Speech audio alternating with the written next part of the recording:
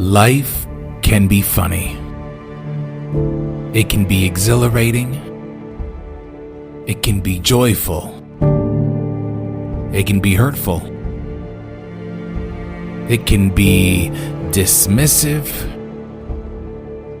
It can be wondrous at times and even uplifting. It can be taxing. And it can be downright confusing altogether. We don't get to control the boundaries in which we play. And even though we all adhere to the same rules, there are some of us that are chosen to carry heavier loads. They can push past what most may stumble upon. They remain stoic, steadfast. No matter the pain, they hold on to their faith and become a beacon of hope for others to rely on, for others to witness, regardless if they notice it or not. But even the strongest hurt.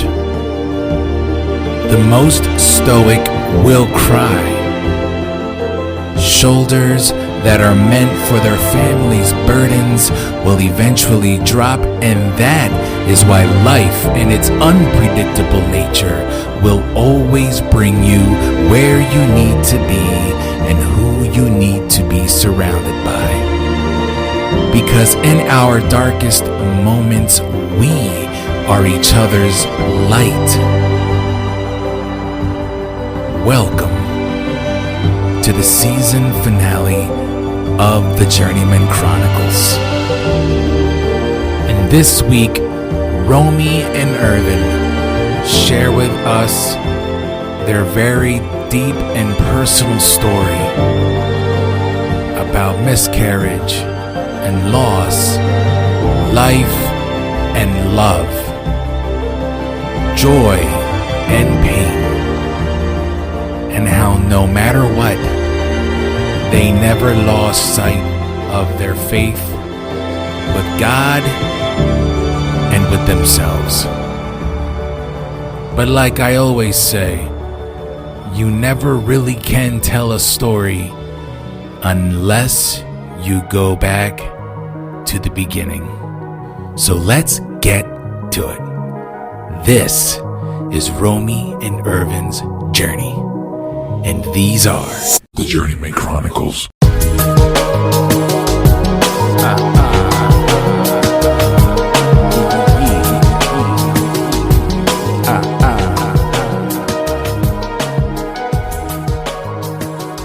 Hello there, my beautiful people. How are you and what are you up to?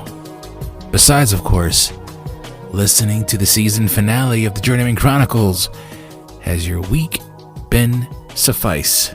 Has your weekend gone the way it's supposed to go? I don't know what day you're listening to this, but I hope whatever's going on in your life, it's good enough. It's good enough to get through, and tomorrow, guess what? It's going to be even better. Do I have a fucking great story to share with you today? I have had the opportunity of a lifetime, in my opinion, because I get to share a great story of two people that I love so much, friends that I love like family, that I'm very grateful to have gotten to know.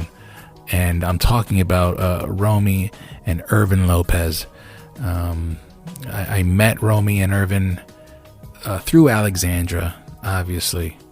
And these past few years, we've gotten really close. And listening to Romy talk and listening to Ervin talk gave me a newfound respect and appreciation for these two wonderful people. There's a lot going on in this episode. We get really deep and personal. Something that Ervin and Romy don't typically do. And I knew that. I knew that the conversation about the miscarriages that they've had would come up. I knew that the tough part of allowing your vulnerability to sit on the shelf, so to speak, would be difficult. And we had talked about doing the interview months ago, and I knew that they were ready but not ready. And coming across this finale, I originally had a different idea, and when my wife suggested Romy and Ervin, I thought to myself, yeah,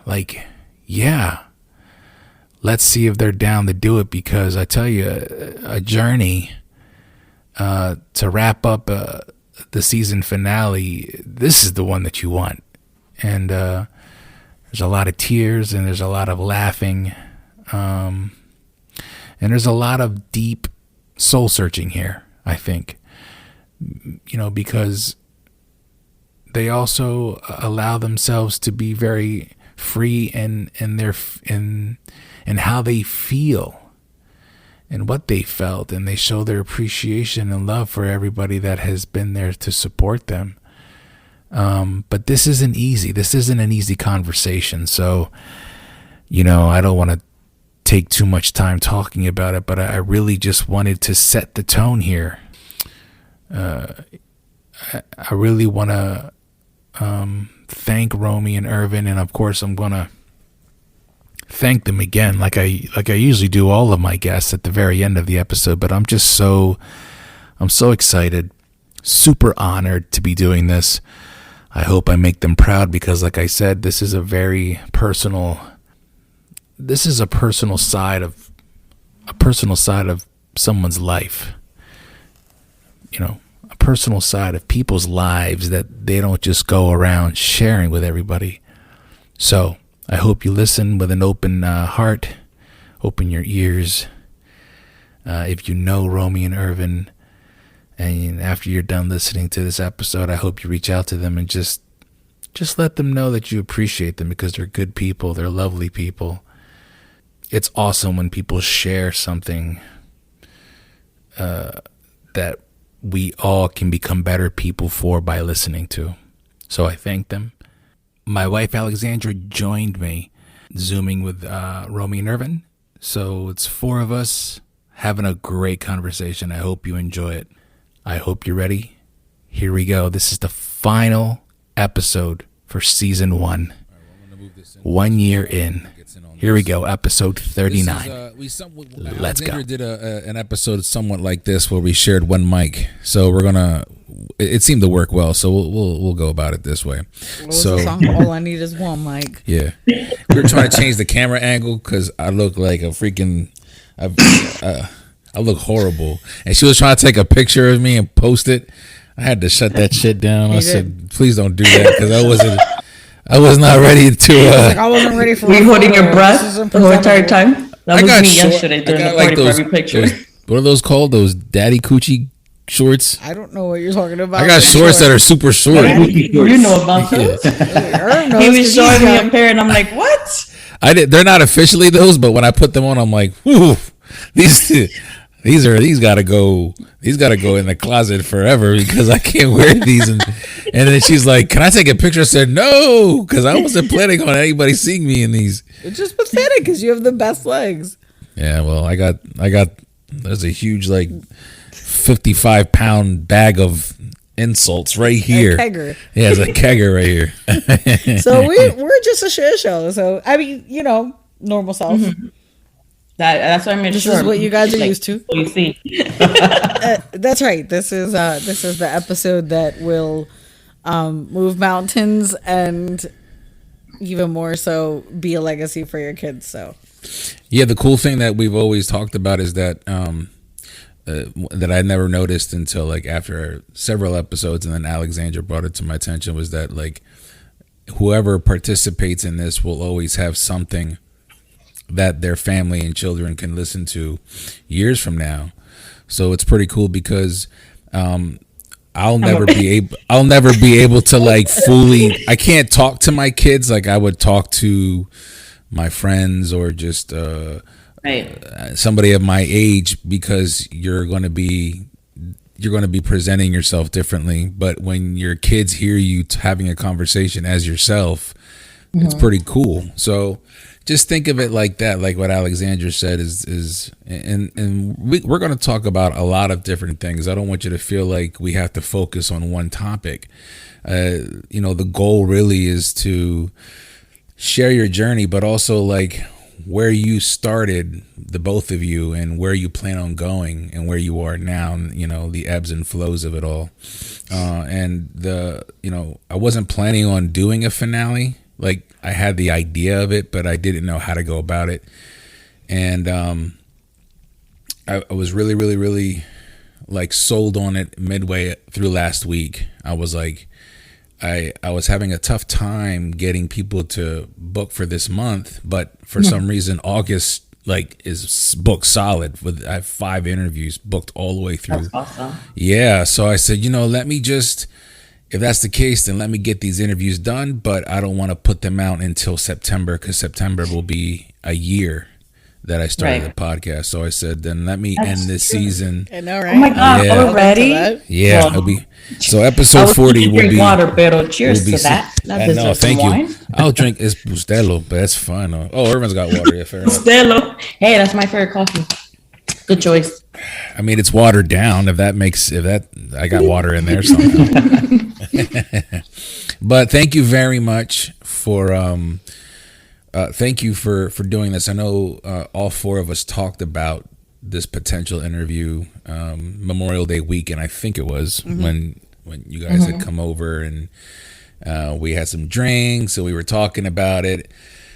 And I never wanted to. I've always wanted to interview you. I never wanted to put you in that spot, to say yes or no, because a lot of people aren't comfortable being vulnerable. But I felt that if you could trust me to guide the conversation and to present your story the way it should be, then I felt like you would be comfortable enough then to join in, the both of you.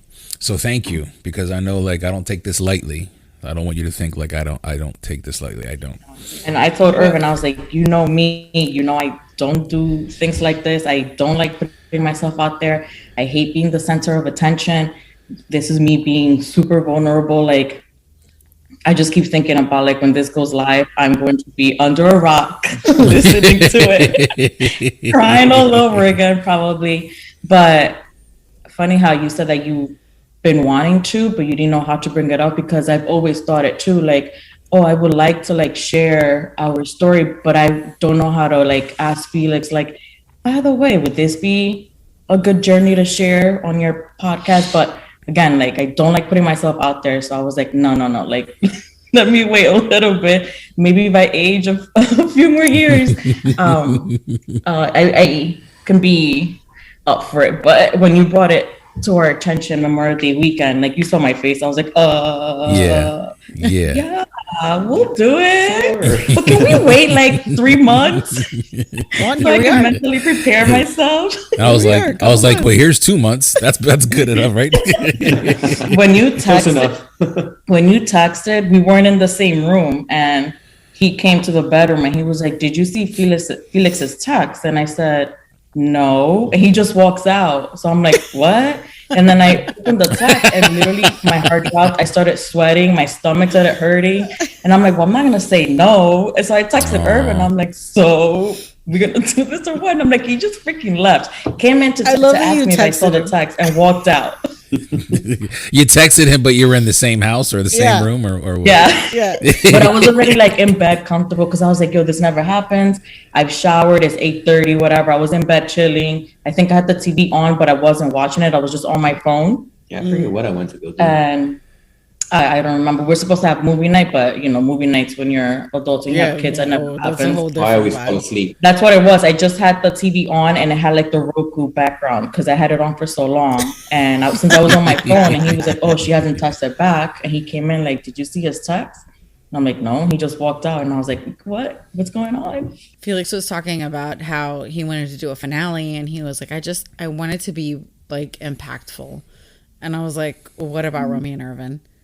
And he was like, they're not going to agree. It's like way late notice. And I was like, I mean, the worst thing you could do is ask and they say no. And you guys were on board. And I was like, you know, everything happens when it's supposed to for us now. And that it will be a moment that, number one, your kids will always have. But I am firm in knowing that there are so many people out there in the world that need to hear this story because they're going through it, or they've been through it, or they will go through it. And they need to know that it's okay and it will be okay. And as long as you have each other, which is exactly what you guys have always had, it will be fine. I mean, we're lucky, blessed, you know, that we have a great support system. Like you and Felix are included in that as well, you know. But yeah, like we have each other, we have our siblings, our parents, you guys and cousins. But like, you know, without a support system, I don't think we've could have gone through it. And even Catalina, like she's so young, but so wise, because there were days where I feel like she would sense that I was sad or down, and like she would just say things, and I'm like, you know, I needed to hear that. Like, thank you. Like just the little reminders. And I'm like, how's this child 6? And she's over here schooling me. Yeah. Like giving me the little kick that I need to, like, you know, keep going. But yeah, like just find your support system and you'll get through it.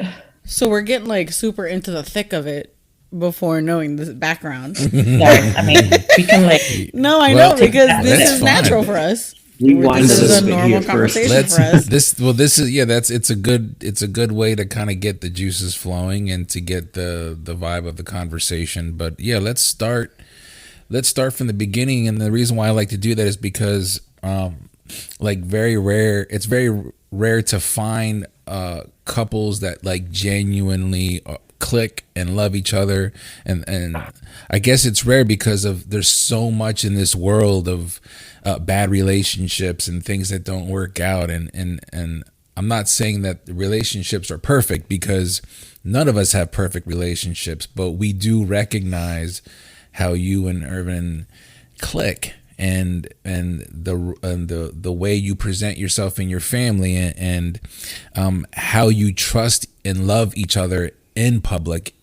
It's always on display, and it's believable. We can see the truth in that. So the bond between the both of you, and let's talk about when you met. How did you meet? Where? I'm pretty sure, Romy, you come from New York or from Jersey or what? Like, what's the story there? I come from Dominican Republic, because I only lived in New York for 5 years, so that doesn't qualify me as a New Yorker. Okay. Who says that? New York says that. There are New Yorkers out there, you know, they'll come at you if you try to say you're a New Yorker and you've only been there for like, you know, a certain amount of time. But I hear you. But yeah, like I'm gonna say like my entire family, like my mom's side of the family, they're all in New York. My father's side of the family, they're in New York as well. But we moved to Lancaster summer of 2000. So I started eighth grade here. Okay. And I met Ervin ninth grade. I was in ninth grade, and he was in eighth grade. Junior Cougar. But we met in CCD at church, the youth group, which I don't remember, but he says we were in the same class, because I remember him when I was in 10th, and I would see him like in the hallways between periods, and he would say hi to me. Like no one in school called me Romy, but like close friends, everyone else would just call me Rose. So in between periods, he would always come to me and say, hi, Romy, give me a kiss in the cheek. And then I would go home and tell my brother, like, oh my God, your friend Ervin, why is he so annoying? He calls me Romy. No one calls me Romy. And he has these like little highlights here in the front too. Oh, I forgot and I'm like about looking the like Ricky highlights. Martin or It whatever. was not just in the front. But then I'm like, oh my God, here I am. I was complaining about him back then, but look where we are now. He knew she was in love. No, he was in love with me. Because when I was 20, we bumped into each other and he started messaging me on MySpace. And then we exchanged numbers because I was like, well, this is a little weird. So he just texted me. And then that's when he told me, like, you know, I loved you since 9th grade. And I'm like, pero, like, let's take it slow. That was the pickup line. There you go. You had to take it to the beginning. You had to throw it to the throat. Yeah. Listen, you never knew this, but. But yeah. So you guys have been together for how many years started now? dating boyfriend and girlfriend in 2008. But we've known each other since he was in 9th grade. I was in 10th. All right. So 2008, 2020. That's 14 years. 14 years you guys have been together. Since Ervin has been in love with me. Oh, I see. I like it. I'll let her think she has that one. You love her so much that you cut the highlights off for her, probably too, right? I gave her a mohawk, to get her to fall in love with me, but then took that away. With the era, she was probably like, bye, bye, bye. Not too much. Yeah, that was extra. It's okay. We can edit it out. When you guys finally realize, like, okay, so we're dating, and is it one of those, like, this is it right now? Like, I can tell, like, I want to spend the rest of my life with this person. Yeah. Yes. Because I just didn't date people to like date people, you know what I mean? But like when Ervin and I like started dating, I was like, oh, like this is it. Like we would talk about it. And I'm like, there's no rush. Like I don't want you to think I'm like one of those psycho girls that's like telling you like, no, we need to do this now. Like, when we're ready, we're ready. And here I am thinking we had like a 5-year plan. And for our 3rd year of boyfriend-girlfriend anniversary, we went away, which I thought we were going to New York, but he like took me to the Poconos, and I'm a really bad co-pilot, so he knew I was going to fall asleep, so he could get away with like taking different exits. And I thought I saw New Jersey, like an exit that said New Jersey, but I fell asleep. And then when I woke up, he kept looking at me and like smiling, and I'm like, "What are you doing?" And he was like, "You don't see anything?" And I was like, "Trees, roads, what?" He goes like, "The signs," and I'm like, no. And I'm like, Poconos. I'm like, the F? Like, I thought we were going to New York, staying in the city. But I still didn't think of it. I'm like, oh, it's our 3rd year. We've been talking about visiting the Poconos, but like, I didn't think we were going to go now. He was like, oh, I just wanted to surprise you. And we're just hanging out. And then this is how I should have known something was up. Because he was like, babe, do you want to take a picture here? Do you want to take a picture there? And I'm like, typically, I'm fighting you for a picture, but I'm still not thinking anything of it. Yeah. No one hinted me anything. And then we're best kept secret. Seriously. I actually don't know the story, which trips me out. Like I'm like on the edge of my seat. And then we see a gazebo and it has like lights on. And he was like, oh, do you want to go inside and take a picture? And I was like, sure. I mean, so, we were doing selfies before they were called selfies. And I'm like, well, this is kind of awkward. It's just us two. I was like, okay, whatever. And then he started asking me questions and I'm like, yeah. He's like, and kept asking more. And I'm like, yes. And I'm like, okay, like, should I be like worried? And then that's when he like, got down on one knee and asked me the question. And I just froze. And he was like, he told me that during that moment, he's thinking like, oh, fuck, is she going to say shit. Yes? I fucked and up. And he's like, so, and I'm like, yeah, yes. And he was like, I was worried. I thought you were going to say no. And I'm like, well, like, why would I say no? And I look at the ring and I'm like, oh my God, it's the one I wanted. Because jokingly, like I would say, like, if it would ever happen, like, that's the one I like, that's the style like I like. That just tells you that she fell in love with me first. Like, she was over here telling me rings and stuff like that. Look, like, good point, Irv. You brought it on back. Yeah. You were like, I'll give him that one. That's Irv brought it on back. He was like, reality shows that she was trying to win. She's trying to win all of this. The truth just came out. She didn't even know. It was all set in motion. It was the highlights. It was the highlights in the hair. Yeah, he was cute. And then he got the highlights.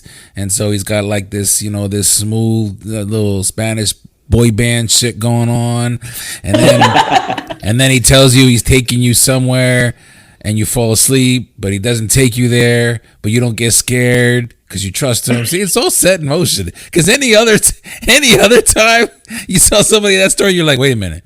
So you fell asleep, I'm like, and you woke up, and you were not where you thought you were going to be. Babe, when you put the recap that way, it sounds a little sus, but I know that wasn't the intention. Taking her to the mountains to do like right. kill yourself. Why are we in the Poconos? To see your family, but you're waking up in the Poconos. I mean, no, because I mean, luckily nothing happens. Like, you know, I'm still here living.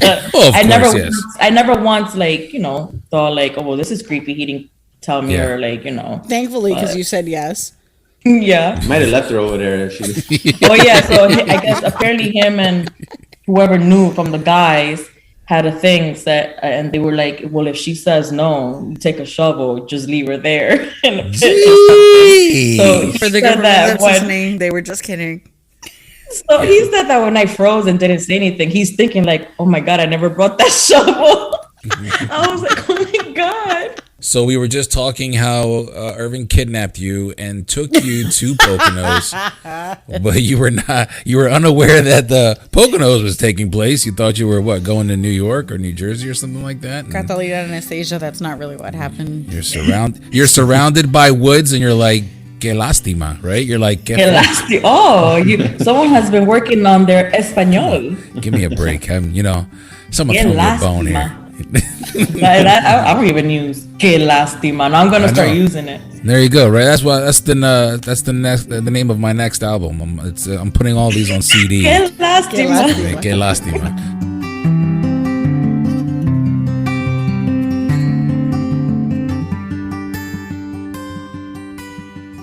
So Ervin, how do you decide when you're dating this woman that you're in love with, and you're like, I want to marry her? How do you go about? How does a man of your stature decide? Because I know how I did my thing, and I was a nervous wreck. Got a couple options. People just giving me ideas and stuff like that, and I just came down to one at the end, and then.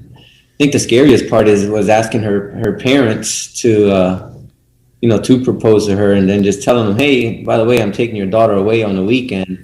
And they did not want to usually allow her to sleep over with another guy like that, especially since we were married. Yeah, because they're like, old school and all of that. So I was like, so wait, who knows? He was like, parents, siblings, his cousins knew. And I'm like, well, did you ask my parents? He's like, yeah. And I'm like, when the heck did you do that? Because we were always together. Now I was doing night school when I was in college. And he was like, well, the night you had class, I just went to your house and your brother happened to be there too. And I'm like, yo, so Angel knew? And I'm like, and my brother and I were super close. And I was like, he didn't say anything. He wasn't supposed to. And I'm like, okay, sneaky. Right. Took advantage. I was in class and showed up and asked my rents. How did you know she was the one? In her eyes, she thought I loved her since 9th grade, so I don't know, just something about her when, I first met her, it was just, I felt like it was something that I could click with. Yeah. And at the end, I guess I was right. Yeah. Oh, you absolutely You just know. Right. Sometimes you just know. I think one of the things that we notice and many other people notice is that when I suggested how you guys click is that you guys balance each other out very well. The relationship glows, if that makes any sense. A lot of times when you see a couple like that, it's almost like instantaneously how you felt about Romy, like people around you I'm sure could see it as well. And me coming into the family years later with Alexsandra, like upon meeting you both, I knew I could tell you guys were solid and real people, down to earth. I know the Lopez family somewhat, but I don't know your family that much. Is that has that always been the core of your families for the most part, just being genuinely real, honest, upfront, down to earth type people? Yeah. Not gonna toot my own horn, but yes, and Ervin can vouch, my parents, my siblings. He knows all of my aunts, uncles, at least from my mom's side, and my cousins. They all love him. He loves him, and like he says, he clicked with me right away, and he literally did that with my family as well. Like even my grandma, like mama, like when the first day he met her, and Ervin doesn't know Spanish that well. So when he went to meet my grandma, and I'm like, oh, mama, este mi novio, Ervin. And then in English, I'm like, oh, babe, this is my grandma, mama, whatever. And she says something in Spanish, and my aunt goes, oh, mama, no lo entiende. She goes, yo sé que él me entendió. And Ervin was like, I got it. I got it. Yo sé que él me entendió.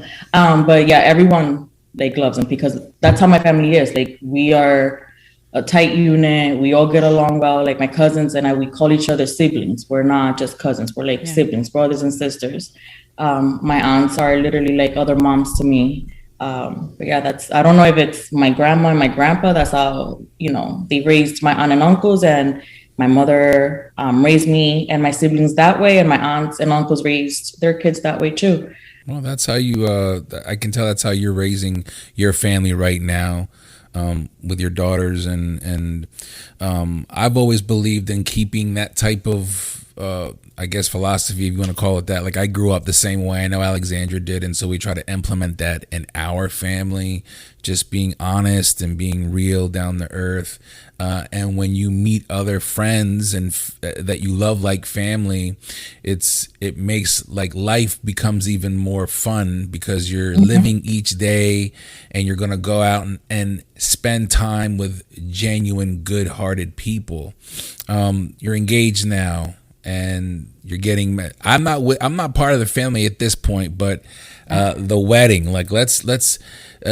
Was it a big wedding? I know Alexsandra was in it. Oh my God, it was a big wedding. We would have a whole episode for the wedding.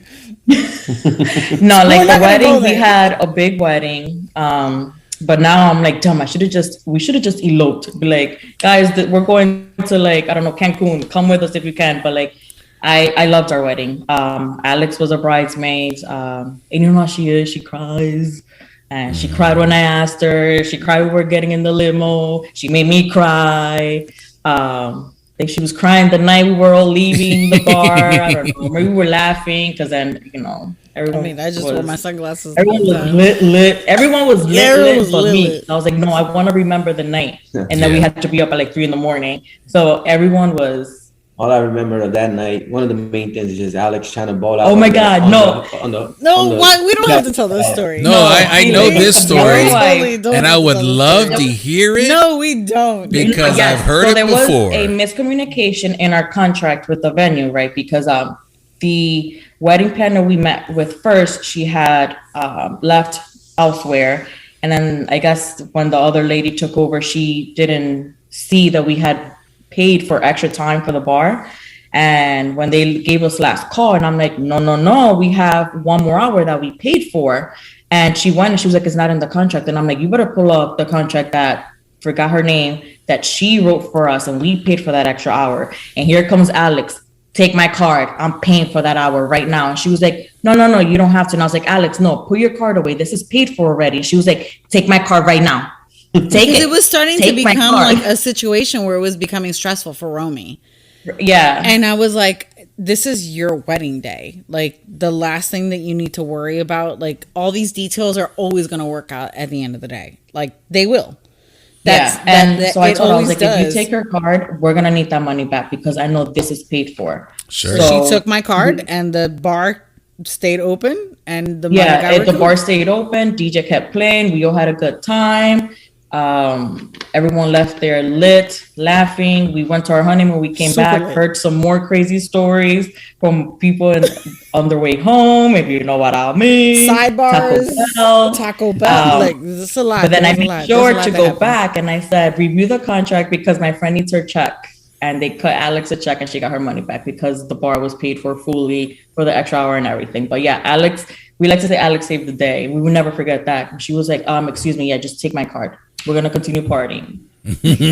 Well, as much as I love Romy, because I love her and she's one of my closest friends. Ervin is a brother to me. Ervin's like a baby brother to me, and he always has been. For anyone that knows me knows that Oscar and I are thick as thieves, which is Ervin's older brother. I just always loved this family. And then Romy came into what I say our family, because I consider myself part of that family. So Romy came into our family, and she just, it's Romy. How could you just not be smitten by Romy? So when we had this wedding, it was like, yes, like I'm a sucker for love, and everyone that knows me knows that. And when anything started to become like a question for no reason, I was like, fuck that shit. We're not doing it. Just take my card. Like, whatever.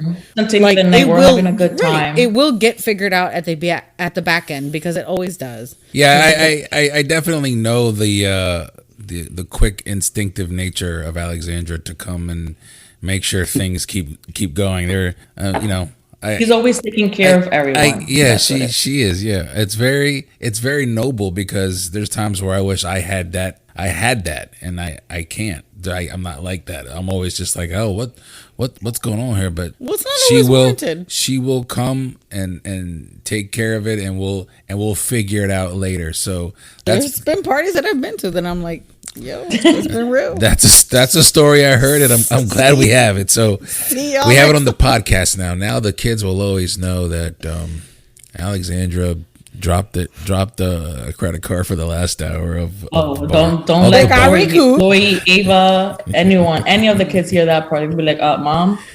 Yeah, you have to save the day right now. And that's what I'm saying. Now I'm in the picture, so now I'm gonna be like, listen, we're gonna have to. Like, you did it for Romy. We did that out. I wasn't involved in that, so now I'm just joking.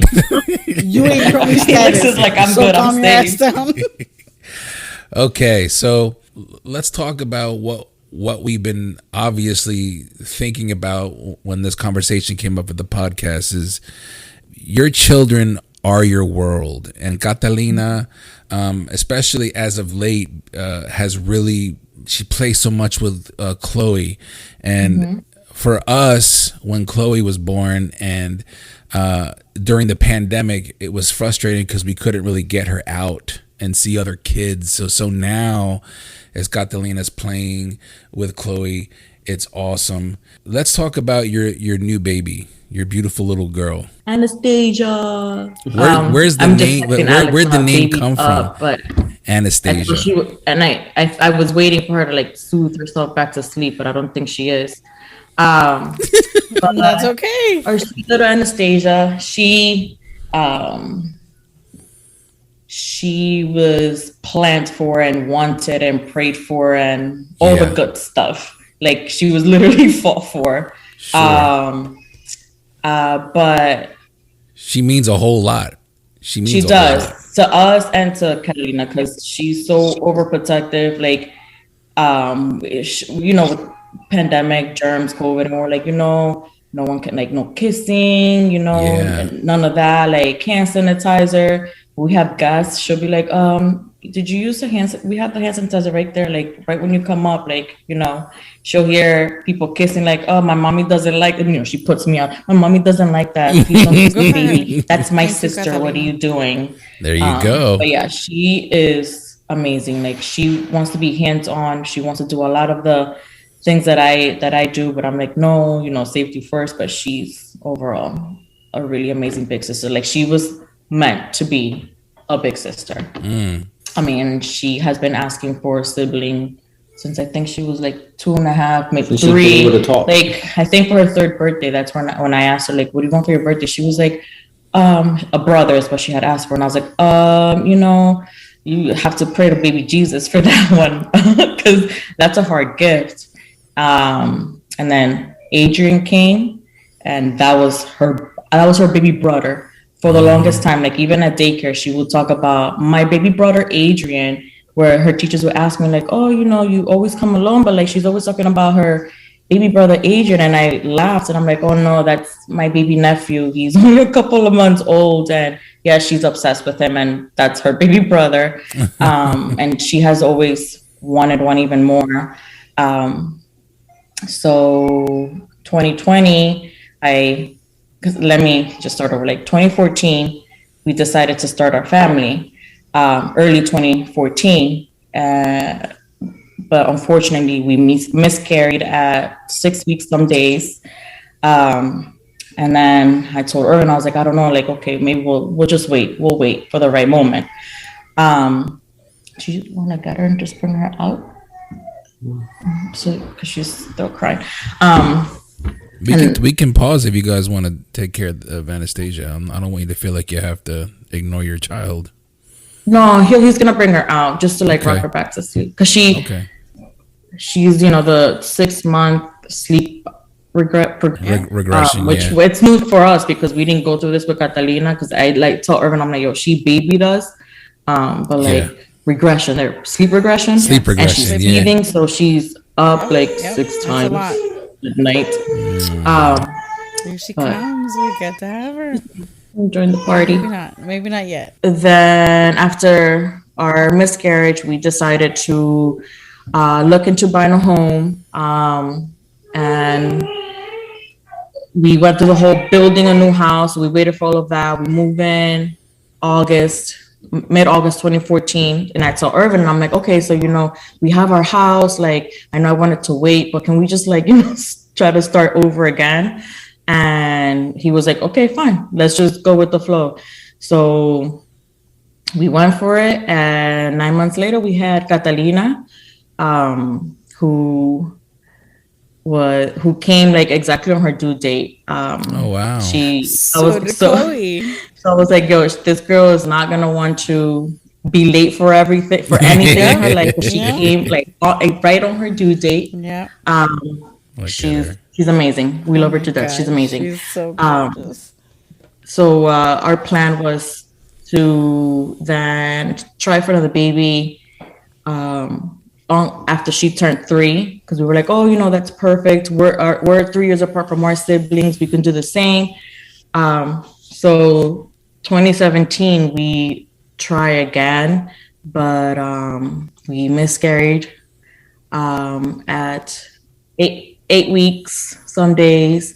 And then I was like, damn, like again, like I thought that 2014, that like, would be it. Like maybe it was just, one-time thing, but it happened again. And I was like, okay, that it doesn't mean anything. Like we can try again. We'll just like weigh it out a little bit. So I don't know if Alex knows about this. Oh no, maybe you do. 2019, around Easter time, we were excited because we're like, oh my gosh, maybe this is it. We're going to wait to announce it to our parents Easter when they come over, because we host Easter every year. But then we miscarried again, and I'm like, what the heck? Like when we went in, and you can, when the ultrasound comes up, first thing you see is like the heartbeat, the flutters. Yeah. And I didn't see that. And I was like, oh my God, like, no, like I'm not even going to ask, because maybe I'm not looking at it correctly. Mm-hmm. But she doesn't say anything. And she said, I'm going to go ahead and get the doctor. And I said, there's no heartbeat, is there? And she said, no. So when she walks out, I look at Ervin and I was like, why does it keep happening to us? Like, why? Like, why us? And we get the same speech from the doctor, it's nothing you did wrong, it's not you. And I'm like, well, it keeps happening, so like it has to be me, like it has to be, something has to be wrong with me. And maybe Catalina was just like, a miracle child, but it's just not going to happen for us again. So then when I went in for a follow-up after that miscarriage, the doctor wanted to do a panel of blood work just to make sure that everything was okay. But I was like secretly praying, like, let something come back like positive. Maybe there is something wrong, and then we can go ahead and fix that, and we can go ahead and continue with our family, building our family. But everything came back negative. Nothing was wrong. And I'm like, what the heck? So then 2020, and I told Ervin, I was like, okay, I know I said we were just not going to try again, but like, can we let's just try one more time. And then if it doesn't Yeah. happen, like that was my speech to him every time. Like, if it doesn't happen, then it's okay. Well, we're just meant to be with Catalina only. But then he was like, I don't know. Like, I don't know if I can do it again. Like, I don't know if I can continue going through that, like the heartbreak all over again. And I was like, I know. But like, I know it's going to happen for us.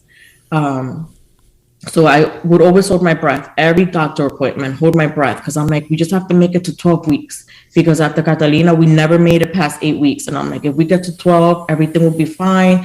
We can share the news with our family. But again, like the excitement got to us, and we shared it with our parents and siblings like super early. And we're like, please keep this to yourself, just in case. And then we let Alex, Maddie know. And I was like, whoever sees us, because pandemic happened. And I was like, whoever sees us, and we'll just tell them that way. That's But why we were pregnant at the same time. yeah, but after the first trimester, everything was still looking great. So I was like, we can just do a little announcement with the rest of our family, like our aunts, uncles, cousins, and we'll leave it like that. We did that. Everything was still going great. I was 16 weeks, and Sunday morning, I wake up. I get up from the bed, and I just feel like this gush, and I'm like, oh my gosh, did I just wet my pants? And because I was getting up, and I was like, I know I had to go, but I'm like, I would have felt like, you know what I mean, like. So I just didn't know, and I was like, okay, let me just clean myself. I go back to bed, and I feel it again. I'm like, okay, I know I'm not peeing myself. And for that, I don't know why. That day, Alex and I, we just like started texting each other super early that day. And she was also pregnant. So she's telling me about her night. And I was like, oh my gosh, I know, like I've been up since 4 a.m, literally leaking. And she was like, what do you mean? And I said, I don't know. But in the back of my head, I was like something was telling me it's my amniotic fluid. But I'm just trying to stay positive. And she's like, did you call the doctor? And I said, not yet. I was sitting on the toilet, and I was like, not yet. Because I was still leaking. And I was like, as soon as I'm done texting you, I'll call. When I called, that's what I told him. I said, I think my amniotic fluid just like it ruptured. Like I'm leaking amniotic fluid. And he said, they asked me the questions they had to ask. They were like, okay, we'll have the doctor on call you back. She calls back and she said, we're gonna have to have you come in, we'll run some tests, whatever. It was Sunday morning early, and Ervin was like, who we're gonna leave Catalina with? I'm like, I don't want to call my parents because then I don't want to worry them. And I'm like telling Alex, and I'm like, I don't know what to do. She was like, I'll meet you there, like without me asking. I was like, no, like, because I'm like, pandemic, she's pregnant, like she doesn't have to come to the ER with me. And I told Ervin, and he said, whatever you want to do, like I'll stay with Catalina. And I was like, okay. So I go meet Alex. They run tests, got a COVID test, because they were like, maybe we don't know what, the symptoms of COVID, like what they can, like what they cause. So let's just run a COVID test just in case, so we can cover that part. Ran other tests, and they confirmed that it was my amniotic fluid. And in the ultrasound, you can see like the amount that Mason had. They were like, it's enough to, we didn't know if it was a boy or a girl. They were like, it's enough to keep the baby breathing. What we could do is, I can see we should keep you overnight to pump you, so give you some fluids, and maybe that will help. But maternal fetal medicine said that they would like to see me first before they decided on anything. So I went in the next day, and they did their thing, and they were like, we're just going to put you on bed rest, and we'll do weekly appointments. And, they gave me the bad, the good, and, they were like, we can stay hopeful, but just so you know, like, the chances are not high. And I said, okay. And they were like, in order for the baby to be considered viable, you have to make it to 24 weeks. And I was like, okay, like no pressure, right? I was like, all right. And literally like every night that I would pray, and I'm like, if we could just make it to 24, and whatever happens, and they can try to keep the baby alive and all of that. But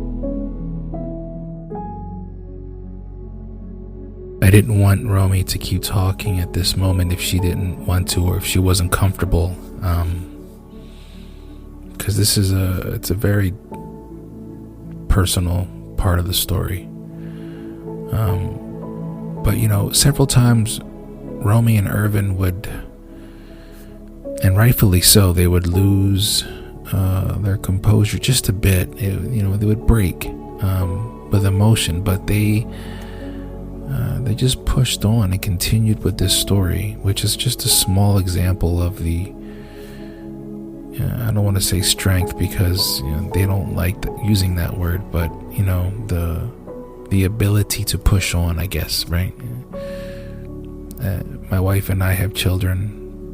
We have 2 little girls. We have 5 children total, with my kids included, and Alexsandra's stepdaughter from her first marriage. And so, as parents, that feeling of wanting to protect your family, and never expecting something like this to happen, and then here's Romy and Ervin, who have those same desires and dreams just like anybody else, wanting to start a family, and having to go through this experience multiple times, and of course this experience with their son Mason, that it didn't go the way they had planned, and my heart just it's a lot, and I didn't want to stop and take a break. I kind of wanted to just pause and just kind of put some things into perspective. Just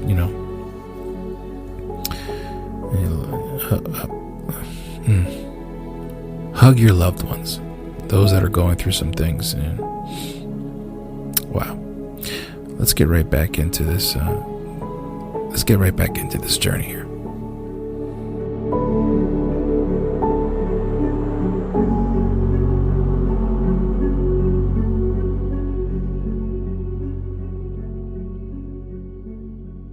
If I continue talking, I'm gonna.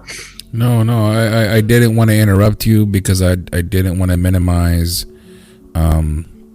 your experience, but I don't want you to feel like you have to continue to go through anything that's uncomfortable for you. I know that I can never, Alexsandra and I, or anybody, couldn't, unless a woman has gone through that. I don't know what that's like, and I will never suggest that I can imagine, because I can't. But one of the things that I thought of was that obviously, is Romy okay? How are Romy and Ervin doing? And like, my heart, and when Alexsandra and I talked about it collectively, our hearts were with you. It was like, what can we do? And I felt like the best thing to do was just to be present and available when you needed it, because I'm sure, like, when you said you didn't want to talk to anybody, I can understand that sentiment and that want. How long, like, you're so both so very strong, because Ervin is sitting now holding your daughter Anastasia, and so that's that goes to show the strength of it. How do you find that type of strength to carry on? Because all of that, that night at the hospital, or whatever, like, they were like, we give you a week to stay here with the baby. Like, we're not going to rush you out. Like, take the time that you need. And I said, no, I'm just going to do the one night. Like, I just want to get home to my daughter. I just want to be with my daughter right now. And they were like, okay, that's understanding. They did what they had to do. We took care of the funeral details. The next morning was the hardest, because we were like, oh my God, we're going home without our baby. Like, what are we going to tell Catalina? So we get home and we wait for Janice and Tyler to leave, and we're looking at each other, because I'm like, how do we even start the conversation with her? Like, that night was hard, but the hardest was telling her, because she already knew that we were expecting. And when we were leaving to the hospital, I told her, I said, I have to go in. And she's like, why? And I'm like, oh, the doctors want to look at the baby, and the baby might be born, but we're not sure we're going to bring the baby back home with us. And she said, oh, okay. So when we came home, she said, so where's the baby? Did you have the baby? Did the baby come out? Did the doctor take the baby out? And I tried to keep a straight face. And I said, well, yes, we had the baby and it was a boy and we named it Mason. So she was like, oh, so I have a brother. And I said, well, we, to keep it PG for her, we said, yes, but not unfortunately, but God needed another angel with him. So he decided that Mason was that perfect angel for him. So Mason went, and she got sad. She started to cry. She was like, but why? Well, why? That's my brother. I want my brother here home. And I said, I know, but he's an angel and God needed another angel. So he decided to call on Mason, and Mason's with him now, but he's always going to be here with us in our hearts here. We can pray to him every night and he can hear you, et cetera, et cetera. So when I said previously how if she sensed that I was sad or down, like she would give me reminders. And one night I was helping her with her bath and she said, Mom, although Mason's not here with us and he's in heaven, you are still his mother. And I was like, wow, you're right. I am. Because the bereavement nurse kept telling me that. She said, when people ask you, to make conversation, so, oh, is she your only child? You can say no. You can say yes, whatever you choose to. But if you say no, like you can also say, oh, she's our child, yes, here, but we also had another one. And whatever story you want to give them, you can give them. And I was like, you know what? You're right, Catalina. Like, I am still his mother. He is still your brother. But then after that, when people kept saying like, oh my gosh, you're so strong. And I'm like, I don't know. I'm not strong because I had my weak moments where at night when I was in the shower by myself, like, have my moment and I would cry. But like for Catalina, like I had to keep a straight face. Although like I would cry in front of her and she already knew why. Like she would ask like, are you crying? You miss Mason? And I said, yes. But when people say you're so strong, I'm not. Like, I'm not. The tough skin, gets put down and the real me is out. Okay. Tough skin only lasts for so long. Right. You can only be tough, for so long until your moment, and then somebody has to be there with you to hold you, and that's where the vulnerability in life comes, and then you have to allow yourself to be carried sometimes, and that's hard for some people. But when we talk about the way you and Ervin balance each other out, like I mentioned earlier, I feel like I'm sure that in your moment, and I can only speak as a man, I won't speak for Ervin. I know he's busy holding Anastasia. I'm hoping that he can share his thoughts during this moment, but as a man, wanting to console your wife and protect her from these emotions, and also feeling your own emotions as a father, it's a very confusing and conflicting moment, I'm sure. I hear that beautiful little baby. I'm taking over. There you are, brother. As a man, like I mentioned, you're seeing Romy, your wife. Can you just share? I don't want you to feel like you have to go through the whole gamut again, because Romy has broken down and explained so much. But can you just talk about, trying to be present for your wife, but also, I'm sure yourself, just wanting to fall apart. This isn't an easy experience at all, I'm sure. No, seeing everything, seeing when the baby falls out, but it was definitely tough. And as men, we're always told to be strong and hold everything in, to be strong for, your wife, your kids, whatever it is. And that's what I tried to do, the best I could. but yeah, I had my feelings, and I think the hardest thing is that people are texting and saying, "Hey, sorry for your loss. How's Romy doing? How's Romy doing?" Always. There were very few that would always say, "Hey, how are you doing, though?" And that's just how men are supposed to be. Like, hold your feelings and don't worry about our feelings. Just worry about Support your wife. Support your wife. You know what I mean? And I'm always gonna be okay with that. I'm always gonna be there to support her and make sure she's okay first. And the men's feelings are always put on the back burner pretty much when it comes to situations like this, but it definitely is hard because you're trying to be strong for everyone and keep it together, but knowing deep down inside you're not mentally okay. Oh yeah, I'm sure. It's tough, putting up a front like that, especially when you're going through something so hard. Yeah.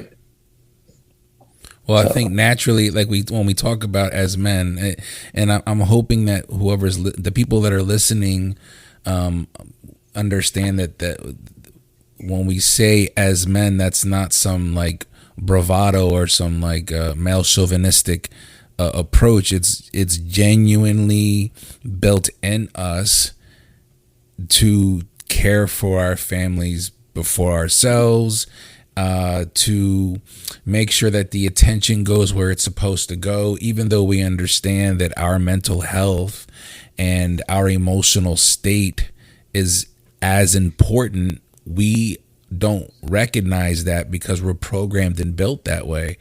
Mm-hmm. But I think when I'm listening to you talk, one of the things that I was thinking was, as a man, I know that I can take it, like you said, like it's okay, I'm fine with that. But when you experience something like that, the loss of your son, mm-hmm. In such a quick, dramatic fashion, that in one hand you both were unfortunately prepared for, but yet not really prepared for.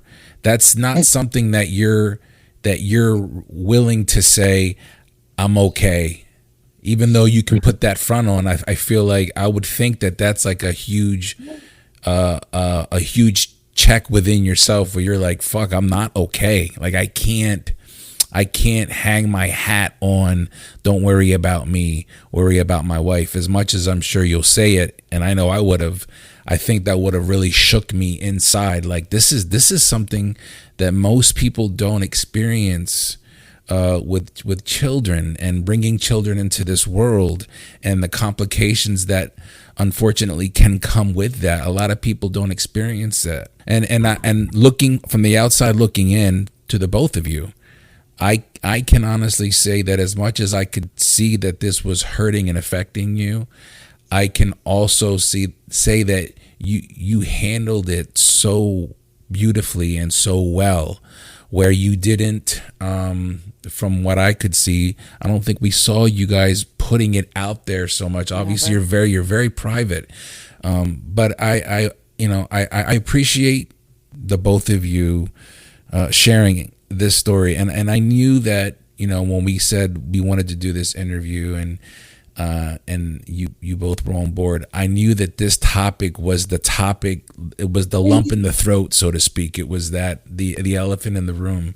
But I'm grateful that you're doing it, because, like Alexsandra said, there will be people that are listening to this that may be going through it or have gone through it, and it's a huge coping mechanism in a healthy way, where you can hear another story that's similar, and you can breathe a sigh of relief and go, "Okay, well, I'm not the only one. I can relate to that." So thank you, and thank you for sharing your vulnerability as a man, Ervin, because even as much as we're talking about Romy and how she was going through what she was going through, I can only imagine as a man and as a father the weight that you were bearing on your shoulders, because we can talk about what about me, but then you almost feel guilty as a man saying, "Hey, what about me?" Because we're programmed that way. So I appreciate it. Thank you.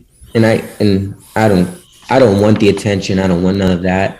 I will always care for them first before my own being. Just like you said, because we're built that way. But, you know, sometimes you do, as a man, need to hear, hey, are you okay? Yeah. You need to let it out sometimes. Keeping it all bottled in it's not healthy. It's not healthy. It can only last for so long. You can only keep it in for so long. No matter who you are, you have to talk about it to someone. All right, to get it off your chest, to get whatever you're feeling, just to get it off, just to get it out there, saying, you know, I am not okay, and it's okay not to be okay.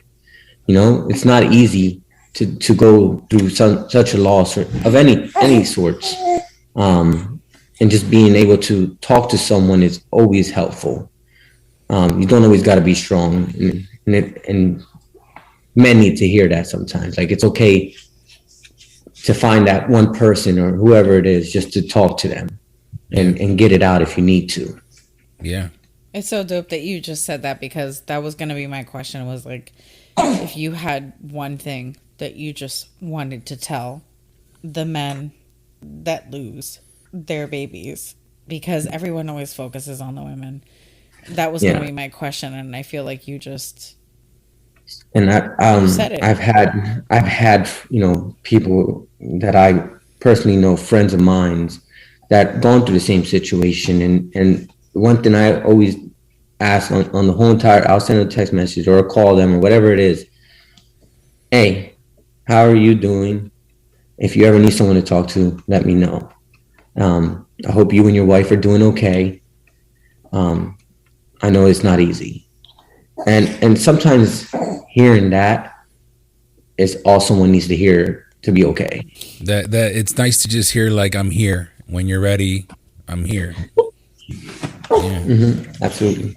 So let's talk about, and I mentioned it earlier, but I really want to dig into this a little bit, because the strength that the both of you have.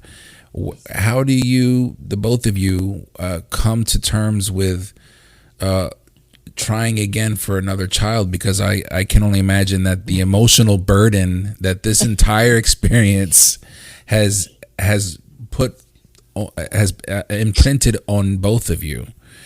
I'm sure it wasn't easy to try again. Can we talk about that for a little bit? So again, I went to Ervin with my, little speech. But this one, this time it was different, because obviously, the last one was tough. This time it wasn't just us two; it was also on Catalina, and I'm like I know we won't be able to do that to her again. We can't do that to her again. But there would be days where she's like, Mom, she has cousins, she has my niece, my nephews, Chloe, Ava, and our family from New York comes visit. She has, an age, she has her little circle, her little clique. But there were days where she would tell me, I don't have anyone to play with, here at home, unless, she always says Bradley, unless Bradley comes over, I want a brother or sister. And I would tell her, Mommy, that's hard, if it was up to me, sure, I'll give you 10. But I was like, it's up to God, God willing, whenever it happens. I don't know. But so then I told Ervin, I was like, man, we can't leave her an only child. She is meant to be an older sister. And although I was I know we tell her Mason is your brother, he's always here, but physically he's not, and she is longing to have the sibling. So I told him, I said, I know I always say the same thing, let's just try one more time, but I promise this is the last time, this is it. But I was but I know God got us. It's gonna happen for us. I know it will. It's going to happen. So I told him, I said, let's not plan it. Let's just go with the flow. And if it happens, it happens. And if it doesn't, then it does not. So when it happened, I was okay, I think I have I just had a feeling, and I was let me just, in case, although I told Ervin, let's just go with the flow. Let me just have pregnancy tests for backup. So I took 2 tests. Yeah.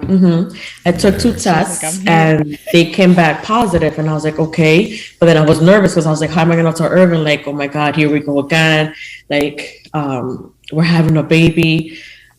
So when he saw it, he was like, okay, let's just not get our hopes high from now. Like, we'll go to the doctor, we'll see what they have to say, and we'll just go from there. And I was like, okay, let's do that. But luckily, thank God, every appointment, little Anastasia here looked amazing, and all her ultrasounds. Go I lost baby, my yay! thought. Look, she's like, yeah, mom. She's holding up her hand. She was like, and she's of For all course, of you that can't see, obviously, she just gave the power up. But She's like, I'm here. I would jokingly tell Irvin, like, if this is it, like, if we make it, something tells me Catalina was the one that's always like on time. She was on time. She was on her due date. Something tells me this baby is gonna be like, F that, I'm coming early. And he was like, no, don't say that. And I'm like, no, like, I don't mean like, Yeah. what we went through last year. I mean, like, she's not gonna wait full 40 weeks. She's gonna be like, okay, it's been 35, 36. Can I come out? I'm good. And he was like, no, no, no. She can stay there. Even 41 if she has to, but she has to stay there. And then I was like, all right, okay. But it was weird because like the guilt that I had, because I was still mourning Mason, but I'm like, yeah. but I'm happy, like, you know what I mean? I'm happy, I'm excited, everything's going well with this pregnancy. But then I kept questioning myself. I'm like, does that mean that I don't miss Mason anymore? Like, you know what I mean? And I'm like, okay, don't be too happy then. But then I'm like, but F it, like everything's going fine. Like, this is our miracle baby. Like, she's doing great. But then I told Ervin, I was like, I'm not sure if I remember if I told you this, but I'm gonna say it in the podcast because what was the word that I used? Trauma is real. Yeah. Every way, shape, form.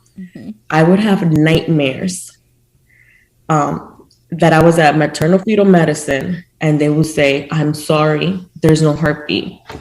Or I would deliver and just limb, like the baby, like no movement, no cry, nothing. I would wake up because when I said I could hear myself cry when Mason came out, like that's what I heard. And I would wake up like, no, I'm not even going to tell Ervin because I'm like, if I speak it out loud, I'm afraid that it's going to happen. I'm like, don't even think about it. Go back to bed. Think of something. Think of food, anything. But literally, at least once a week, the nightmares will kick in. And I'm like, God, please, no. Like, this is it. Like, this has to be it. For our sake, Catalina's sake, please. Like, don't do this to us again. Like, because I went to Ervin when we lost Mason. And I'm like, are we good people? Like, is this happening because I'm not a good person? Like, because people kept saying, God knows why. You know what I mean? Things happen for a reason. And I'm like, well, F that shit. Like, what's the reason? Like, am I being punished? But I was like, okay, you know what? I need to allow myself to enjoy this pregnancy, be happy, because maybe Mason's the one sending us Anastasia. Like, just enjoy it. And that's what we did. Late November, I kept getting cramps. And I'm like, oh, Braxton Hicks, maybe that's what it is. I didn't experience it with Catalina. And I was like, every pregnancy is different. And I was like, and this one was completely different. Stomach was bigger, lower. It was just painful. And I'm like, maybe it's because I'm old now. I was in my mid-20s with Catalina. I'm reaching mid-30s, that it has to be it. I would go to the doctor and like, everything looks fine. Everything looks great. All the stretching is probably causing all that pain. Mid-December, I called Ervin because I was like, I can't take the pain. I took a warm shower to see if it helps, but I can't take it. I'm calling the ER. And he was like, okay, I'm on my way home. Let me know what they say and we'll go in. I called my mom and I'm like, don't freak out, but like, I'm in so much pain. I need to go to the ER. Can you please come and stay with Catalina? She was like, oh, say no more. I go in and they're like, oh, okay, everything looks great. Your vitals are fine. They were like, we just want to get an ultrasound and check in on baby. And I said, okay. And then asked me, when was the last time you felt her move? And I said, oh, at home right before we left. And they were like, okay. The doctor comes back in and she said, we were looking for other things, but we happened to accidentally find this. And I'm like, what? And she said, your fluid is low. And I just look at Ervin. We literally just like locked, our eyes locked, because I'm like, oh my God, here we go again. And Ervin was like, you're saying that to us. And we're just automatically thinking. She said, I know, I read your file. She was like, no, when I say it's low, like there's still enough fluid there to keep the baby going. And I was like, okay. So she was like, we're just going to keep you overnight, give you fluids. Maybe that'll help increase your fluid again. And I said, okay. So I stayed 2 nights. Everything's looking fine. I keep going in weekly and they're like, fluid is low again. And I'm like, what the heck? And I was like, okay, I don't want to go through what I went through last year. Like, is what I have like enough to keep her going? And they were like, yes. And you are 36 weeks. She is literally what you can say fully cooked. She's fine. If you have to deliver now, she's going to be okay. And I was like, okay, so we can't keep you going further than 36 weeks, low fluid, we don't want to risk it though. So we're just going to schedule induction. So schedule that. When they told you she's fully cooked and when she's safe, I'm sure it's safe to have the child. When you heard that, like, was there a huge sigh of relief that this was it? You made it where 100%. Like, no, like, because I was like, I don't want to set myself up for another heartbreak. You know what I mean? Okay. Because anything can happen.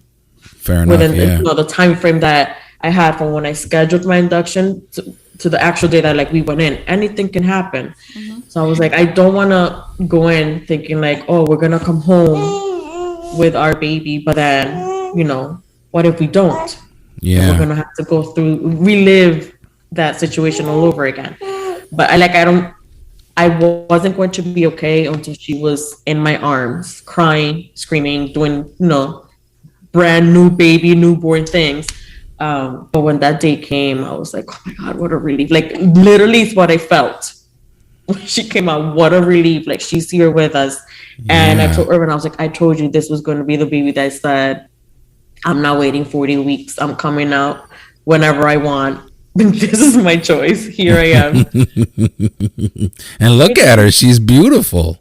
She's perfect. She's beautiful. She's growing so fast. I remember that she's bigger than the last time I saw her when we were over at your house.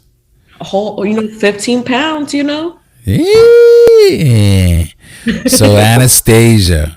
And how is Anastasia? You said she's going through some sleep regression right now, which is oh my God, she's beautiful. She's smiling right now. It's totally to our benefit. It's common for sleep regression, but you said it's the first time for you because Catalina, she didn't give you any sleep regression. So this is your first experience with that. No, I know. Like, I told Ervin, I was like, oh my gosh, like, I don't remember going through this with Catalina. Like, she babied us. Yeah. So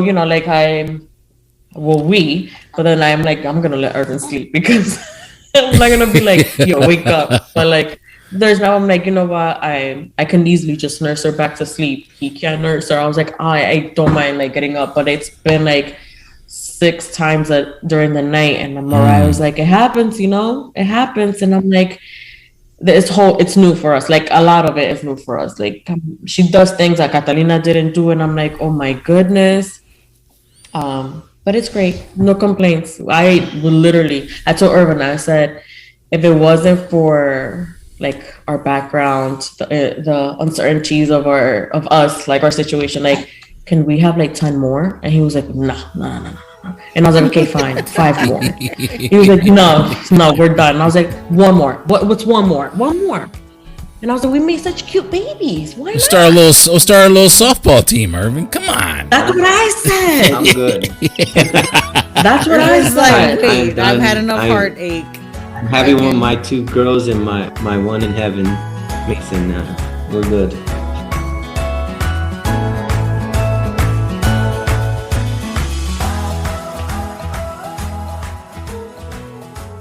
God bless you. This is a beautiful. I'm very, very grateful that she's sitting on your lap right now, because it makes this whole interview even more worth it.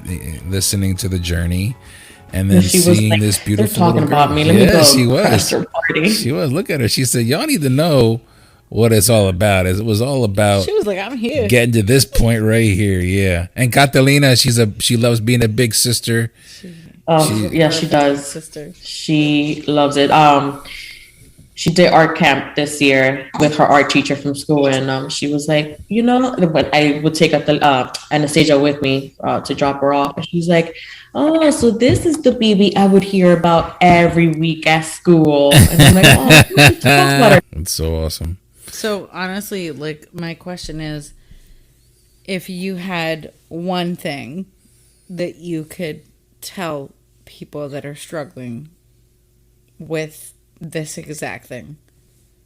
I told Ervin, like, I know God got us. Like, I talked to him, I prayed to him, like, I know he got us. Like, he's going to make this happen for us. And, maybe people were right. Like, things do happen for a reason, whatever that reason is, and why we couldn't keep Mason, but I wouldn't change this. Absolutely. You know what I mean? And that's what I told Ervin, because I was like, oh my God, I couldn't help it. Like, 2 hours before our call, like, I had a cry session because I started like getting emotional again. And I'm like, maybe if I get it out now, like, I'll be fine during the call, and I won't like cry and like sob and sound horrible. But I was like, I'm like sad all over again. But I was like, but it's okay, because we have her. Like, out of all that heartbreak, we have her.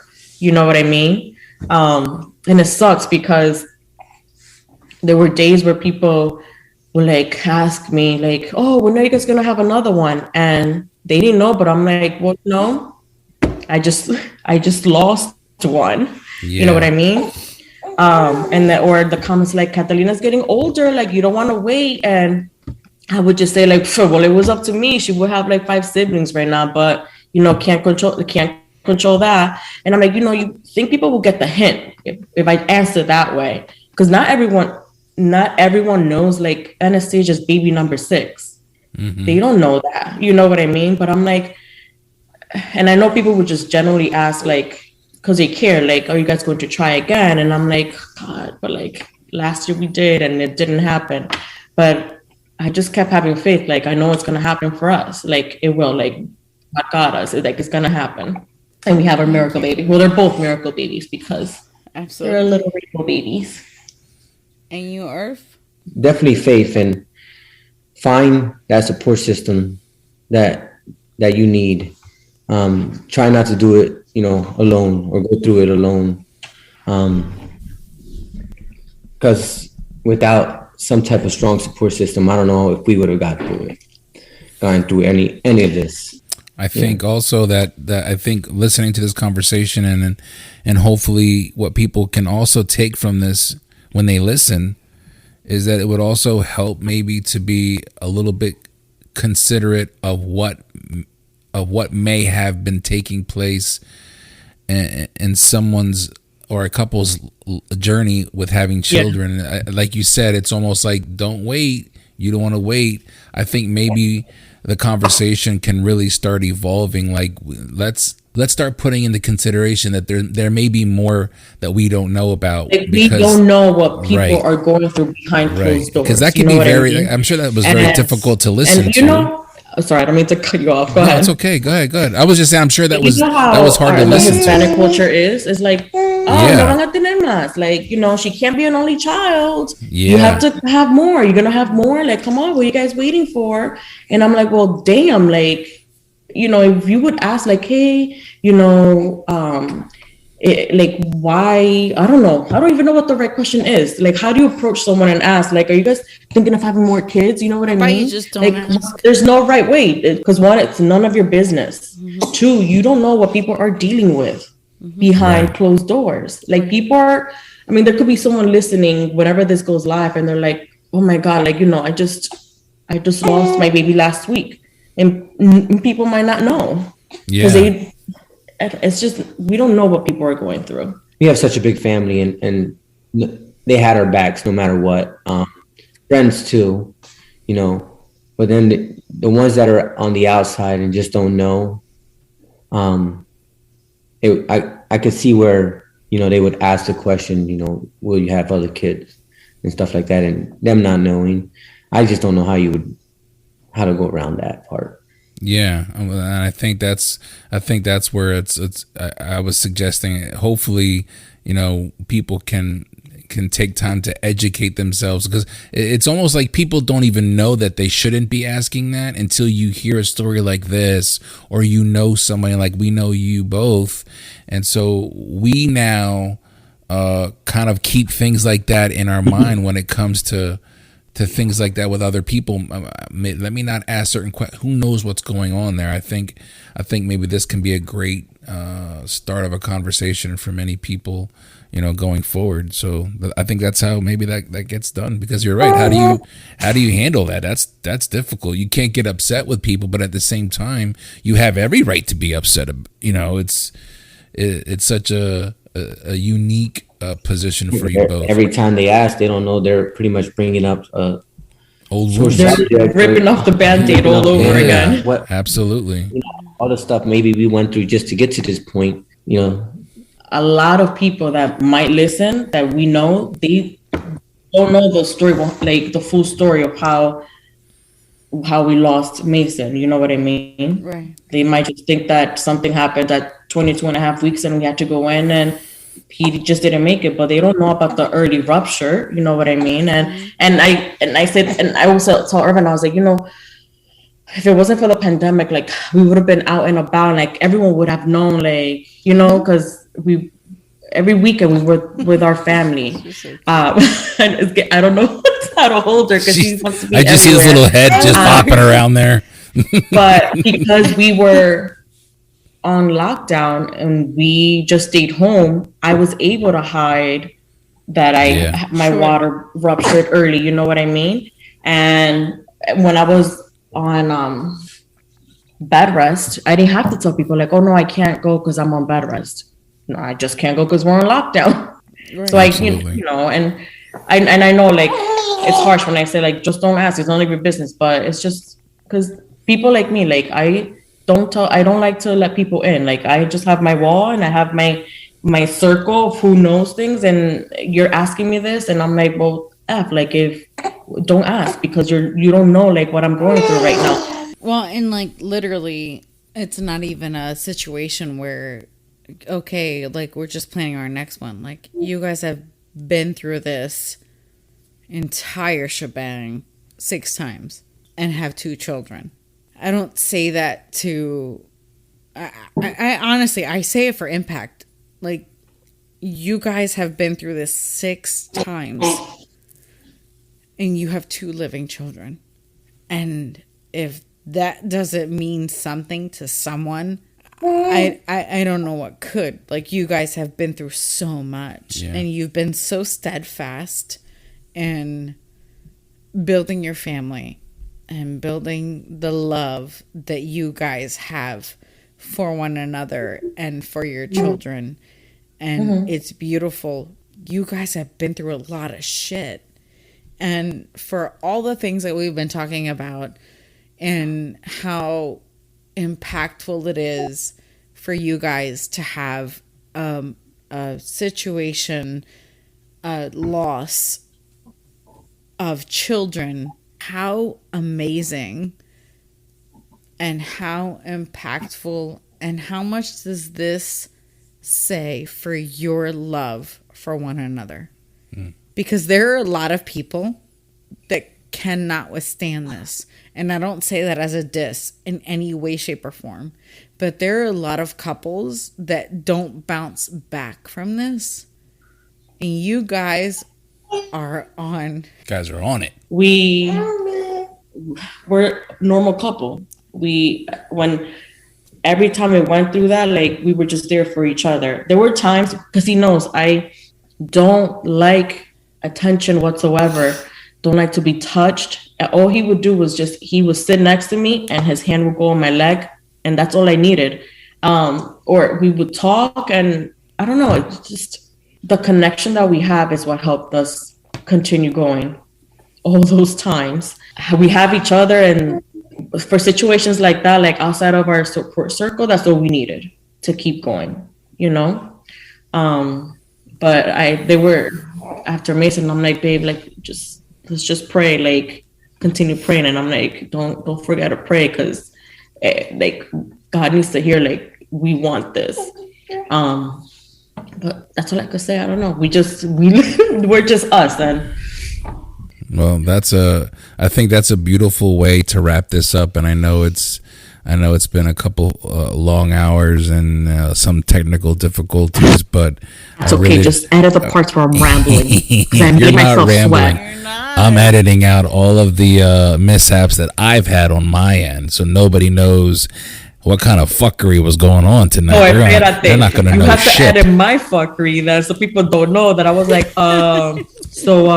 because I try not to look at you guys, because that's what I was like, man, I lost my train of thought, so I would just look at Ervin. Don't worry about it. Listen, I'm gonna edit this, and I'm gonna take out all of the edit with all her talking. I even asked Ervin, I was like, am I rambling? No, this is my thing. Like, I don't like doing this, because when I do this, I like black out and I talk. Good. Well, that's perfect for a podcast. That's the beautiful thing, because as people are listening and someone's talking and it's very important and it's good, genuine conversation, they don't want to hear me interrupting with questions. They just want to hear the story go and go and go. And that's why I did not interrupt. And trust me, I want you to have faith in me that I will take care of this. I hope that I hope that you love it. I hope that you're happy and comfortable now that you've gotten through this. I know it was a little nerve-wracking for you both. No, I'm not gonna look. When I told you, like, I don't do this, like this, me, like I think I was having panic attacks since the text. No lie, like my hands were sweating. Like I was like, "Oh my god, what is going on?" My stomach's still hurting. Well, listen, I don't sweat no more. Go to all of this. I'm gonna edit out. You're seeing where I'm pointing. People are not gonna see where I'm pointing. They're gonna be like, "Ew, she just so feel like she's everywhere." What does that even mean, Carl? And Carl's just driving, listening to the podcast, doesn't know anything. No, thank you for having us on your podcast. I love your podcast. I've gotten teary-eyed. I've laughed by myself. I told you that, where I sat at my desk and I'm like, oh my God. Like, his cousin would be over, like, watching the girls, and I'm like, she's probably going to think I'm going crazy working on my reports, but I'm laughing out loud. But I love your podcast, and I'm grateful that you asked us to join. Absolutely. It's a beautiful way to wrap up this first year of the Journeyman Chronicles, and I'm grateful that you and Ervin agreed to share your story. I'm grateful. I'm glad that we're all a part of this, Alexsandra included, because I wanted this to be a very fluid and genuine conversation. And I know that Alexsandra was well, not a big part, but she had a part of your journey. Every Friday she would go and give you shots, and yeah, absolutely. So I wanted her to be a part of this. She was literally my personal nurse, because I should have added this. I had to take progesterone injections once a week, just to help, although everything was normal with anesthesia, just in case, you know what I mean? That was going to help. That was supposed to help keep the fluid there. Yeah. But Alex being amazing as always, I asked her and I was like, listen, I don't want to go in once a week because I don't have anyone to leave Catalina, because I can't take her in because of COVID. Do you mind coming and helping me out? She was like, really? Like, do you not? Like, yeah. What kind of question is that? Like, once a week she was here on her lunch break, or I don't know, on her way back to work from a home visit. Like, she took the time to come take care of me, even if it was 10 minutes. Well, she would always apologize. I'm sorry. Because it's like the injection, it's freaking huge. Because when I saw it, I told Alex, I'm like, oh my God, it looks like a horse injection. Like, is it going to hurt? And she was like, you'll be fine. But then when she came and did the first one, she's like, I'm sorry. And I'm like, oh, I'm fine. I'm okay. I'm fine. Don't worry about it. It's all good. You're right back to that. You're tough. See, you are tough. You got it. I guess I am a tough cookie. I'm good with that kind of pain. I'm not good with heartbreak, you know? You've been That's through a lot different. of shit. You know, two different kinds of pain. And can I just, for whatever it's worth, have a minute for Mason? You were a strong boy. You did everything that you could. And we love you, Mason. Thank you. All right, well, we love you very, very much, Romy and Ervin. Thank you so much. Guys. Please get some rest. Take care of that beautiful little bundle of joy right there. Good night, Titi and Theo. Peace out. Look at her. Hi, baby. I love She should not even be up. She's like, y'all fought. All right, guys. Little fingers. All right, love you guys. Have a good night. Bye. Good night. Love you. you. Hands down, I will always be grateful and appreciative that I was allowed to share this story for Romy and Ervin. Alexsandra and I loved even getting to see, Anastasia for a little bit. Catalina, pretty sure she was probably asleep. It was getting pretty late, but just getting to see that cute little baby sitting on their lap and bouncing around, smiling. What a fucking awesome way to end this interview. Nothing but love for Romy and Ervin. Romy did want to just kind of clarify something real quick, so let me do that for her. She was afraid that some people may not understand what she meant when she suggested that the bereavement nurse was telling her, you can always say that you can always introduce yourself as a party of four, but that your son is in heaven. Romy always loved that, and even to this day, Catalina will tell her that, you're still a mom, you're still his mom, and he's in heaven, but we're still a family. So beautiful.